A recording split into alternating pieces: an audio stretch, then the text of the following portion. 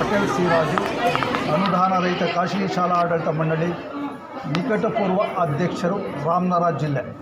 ತಮ್ಮ ಶಾಲೆ ಹೆಸರು? ಪಟೇಲ್ ಆಂಗ್ಲ ಶಾಲೆ, ರಾಮನಗರ, ವೆಬ್ಸರ್ ಇಂಟರ್ನ್ಯಾಷನಲ್ ಶಾಲೆ ಚನ್ನಪಟ್ಟಣ, ಹಾಗೂ ಪವಿತ್ರ ರಾಷ್ಟ್ರೀಯ ವಿದ್ಯಾಲಯ ಪ್ರದೀಪ್ ಕುಮಾರ್ ಅವರು. ಈಗ ಹಾಲಿ ಅಧ್ಯಕ್ಷರವರು ನಿಮ್ಮ ಸ್ನೇಹಿತರೆಲ್ಲ ಬಂದು ಶುಭಾಶಯ ಕೋರಿದ್ದಾರೆ. ಈ ಸಂದರ್ಭದಲ್ಲಿ ಏನು ಹೇಳಕ್ಕೆ ಇಷ್ಟಪಡ್ತೀರಾ ಸರ್?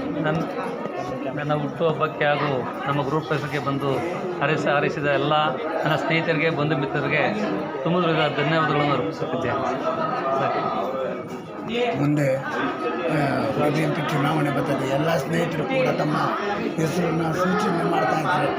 ಸಮಾಜ ಸೇವೆಯಲ್ಲಿ ಮುಂಚೂಣಿ ನಾಯಕರಾಗಿದ್ದಾರೆ. ಏನು ಹೇಳ್ತೀವಿ ಈ ವಿಷಯದಲ್ಲಿ? ನಾವು ರಾಜಕೀಯದ ವಿಷಯದಲ್ಲಿ ದೂರ. ಬೇಕಾದ್ರೆ ಇನ್ನೂ ಒಂದು ಸ್ಕೂಲು, ಈಗ 2 ಸ್ಕೂಲ್ ಇದೆ, ಇನ್ನೂ ಒಂದು ಸ್ಕೂಲ್ ಮಾಡ್ತೀನಿ.